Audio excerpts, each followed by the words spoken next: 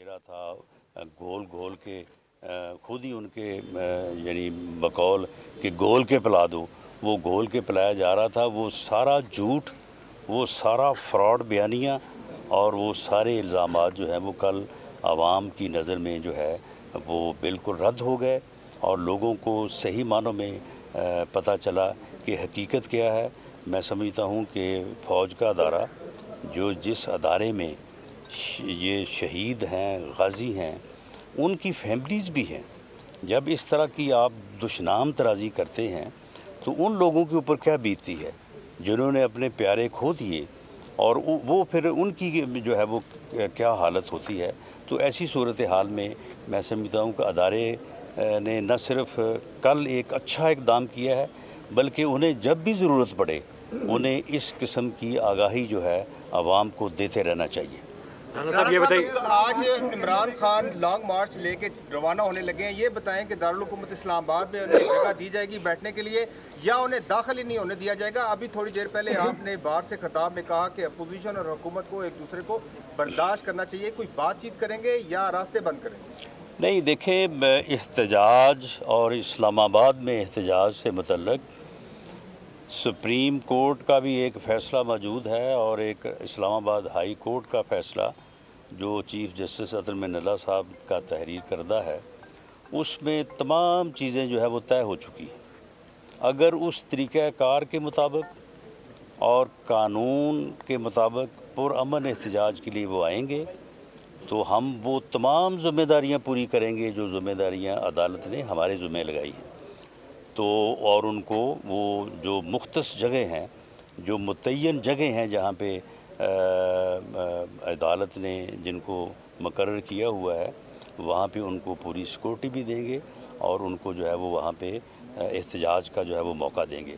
लेकिन अगर वो चढ़ाई करने आ रहे हैं, अगर वो इस्लामाबाद पे चढ़ दौड़ने के लिए आ रहे हैं तो फिर ये बात वो बिल्कुल समझ लें। और मैं ये बड़े दो टोक अंदाज में इसको वाज़ेह करना चाहता हूँ कि किसी जत्थे को जो है वो इस्लामाबाद पे चढ़ाई करने का मौका नहीं दिया जाएगा और ऐसा करने, ऐसा सोचने और ऐसी बुरी नीयत से आने वालों के साथ जो है बहुत ही सख्ती के साथ निपटा जाएगा और उन्हें ऐसे अंजाम से दो चार किया जाएगा कि दोबारा कोई ये जथा कल्चर जो है इसकी जो है वो सोच भी ना रखे। क्योंकि जथा कल्चर अगर फ़रोग पाएगा तो फिर कहाँ की जमहूरियत, कहाँ की रियासत? फिर तो जनाब एक जथा आए और आगे इस्लामाबाद पे काबज़ हो जाए और उस वक्त तक काबज़ रहे जब तक दूसरा जथा नहीं आ जाता। ये चीज़ जो है ये मुल्क को तबाह कर देगी, रियासत के वजूद को जो है वो ख़त्म कर देगी। ये रियासत का वजूद, पाकिस्तान का वजूद जो है उसी से हम सब हैं। अगर इसको जो है वो नऊज़ बिल्लाह खुदा ना खास्ता ख़त्म कर दिया गया तो फिर हम तो जो है वो बिखर जाएंगे सब लोग। जो मुल्क टूटे हैं उनके आप बाशिंदों का हाल देखें कि उनका क्या हाल हुआ है पूरी दुनिया में। गरीबुल वतनी का ये आलम होता है कि उन्हें कोई जो है वो रखने को, कोई बिठाने को जो है वो कोई सहारा देने को तैयार नहीं होता। ऐसे अंजाम से दो चार करने के लिए अगर एक टोला जो है वो अपनी हमाकत, अपने तकब्बर और अपने पागलपन की वजह से अगर वो पूरी कौम को दो चार करना चाहता है, हम उसको पूरी ताकत से रोकेंगे। और मैं आपसे भी ये गुजारिश करूँगा कि अब ये ऐसा वक्त है कि इस सिलसिले में इस किस्म की सोच के ख़िलाफ़ पूरी कौम को जो है वो इकट्ठा होना चाहिए। राना साहब ये बताइएगा कि अरशद शरीफ जो शहीद हुए उनके बारे में काफ़ी इंकशाफात हुए हैं कि वो साजिश यहाँ पे हुई। क्या वफाकी हुकूमत FIR दर्ज करेगी और जिन लोगों पे इल्ज़ामात आ रहे हैं उनको शामिल तफ्तीश किया जाएगा? इसके साथ ये भी सवाल ले लें कि कल प्रेस कॉन्फ्रेंस में ये भी कहा गया कि अरशद शरीफ को पाकिस्तान में कोई खतरा नहीं था कि मुल्क के मुख्तलिफ इलाकों में उसके खिलाफ FIRs कौन दर्ज करवाता रहा है? देखें, मामला ये है कि जहाँ तक FIR का तल्लक है कि वो अरशद शरीफ शहीद के साथ होने वाले अलमनाक हादसे के मुतल्लिक़ वो FIR और उन कल्प्रिट्स तक पहुँचने, उनको गिरफ़्तार करने की बात। और अगर अरशद शरीफ साहब के ख़िलाफ़ FIRs दर्ज होती रही हैं, वो मूजब बनी है उनका बाहर जाने का, या कोई और उनको बार बार ये बुला के कहता रहा है कि आप भाग जाएं, आप चले जाएं मुल्क से बाहर, और किसी ने उनको सहूलत भी फराम की है बाहर जाने के लिए, और किसी ने झूठी जो है वो थ्रेट अलर्ट्स भी जो है वो जारी करवाई हैं।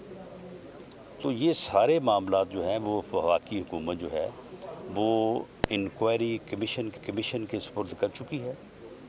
इंक्वायरी कमीशन का नोटिफिकेशन क्योंकि मिनिस्ट्री ऑफ इंटीरियर ने किया है, इंक्वायरी कमीशन की रिपोर्ट भी जो है वो वजारत दाखिला को जो है वो सबमिट होगी।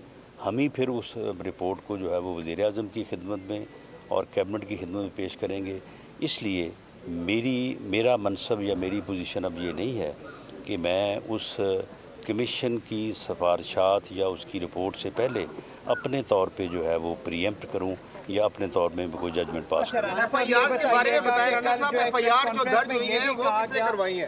केपी हाउस के चंद लोगों का नाम लिया गया, केपी के हुकूमत की, क्या उन लोगों को भी शामिल तफ्तीश करेंगे? या जो बैरून मुल्क जिन दो का नाम लिया जा रहा है एक फार्म हाउस का, अभी तक उस बारे में क्या चीज़ सामने? देखिए अभी